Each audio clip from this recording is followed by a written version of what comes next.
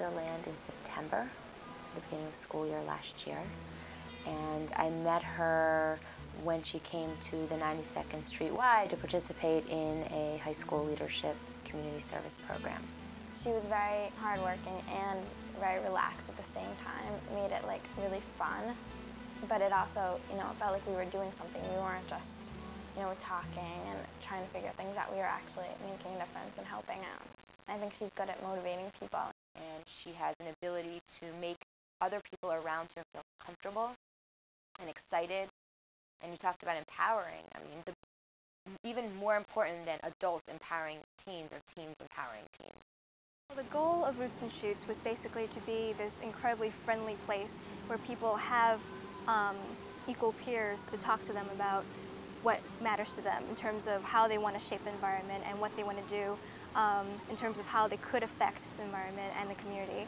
And I think that was pretty much accomplished because the meetings are very friendly. We became very close to each other after a while. And this garden, because we were given so much freedom, it made us feel as though we can actually take things into our hands and do that. In terms of this garden at Inwood Park, our goal was to originally, number one, to sort of restore a piece of natural land to Manhattan where there's concrete and where so much of it is man-made, to sort of take the choice in our hands to convert it back to something that we want to live in. And two, to benefit the community, both the volunteers and both the people living here. I think people who walk by will see this and they will appreciate the fact that someone took the time to change this.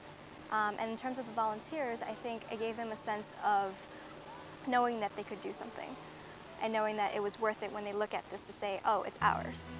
Living in New York City, a lot of people don't equate environmentalism with New York City, so there's never been any environmental programs here for as long as I know in the Teen Work program. Deland comes in and she says that she's interested, her passion among many is working on environmental issues. It didn't exist.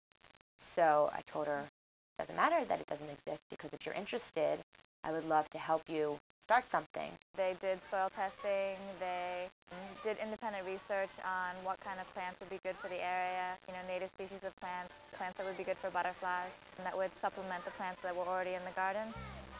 One day Deland came, all by herself actually, and came in the pouring rain, was the only student to come out.